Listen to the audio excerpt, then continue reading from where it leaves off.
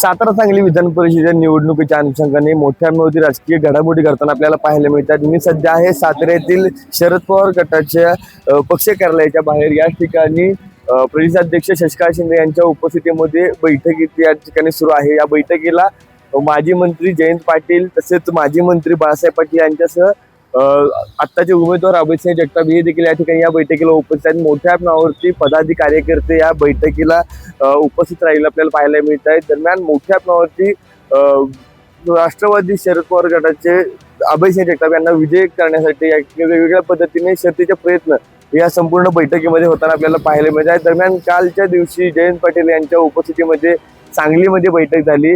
सांगलीमध्ये देखील गाठीभेटी घेण्यात आली आणि आज साताऱ्यामध्ये बैठक होत आहेत। मोठ्या प्रमाणावरती वेगवेगळ्या पद्धतीने या ठिकाणी राजकीय घडामोडी घडताना एकूणच सातारा सांगली विधान परिषद निवडणुकीमध्ये आपल्याला पाहायला मिळत आहे। दरम्यान या ठिकाणी शंभूराज देसाई हे जे नाराज होते मागच्या जिल्हा परिषद निवडणुकीच्या संपूर्ण नाट्यमय घडामोडीमध्ये, दरम्यान त्यांचे सदस्य असतील, नगरसेवक असतील, त्यांची देखील गाठीभेटी घेणार असल्याच्या या ठिकाणी राजकीय चर्चा या संपूर्ण राष्ट्रवादी गटाच्या पेटेतून आपल्याला येताना पाहायला मिळते। दरम्यान मोठ्या प्रमाणावरती हा राष्ट्रवादी शरद पवार गट या सातारा सांगली निवडणुकीच्या अनुषंगाने विधान परिषदेच्या निवडणुकीमध्ये मोठ्या प्रमाणात ऍक्टिव्ह मोडवर आलेला आपल्याला पाहायला मिळते।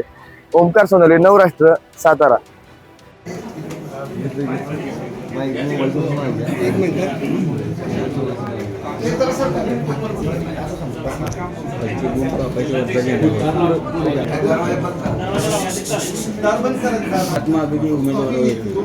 महेश आत्माभिगी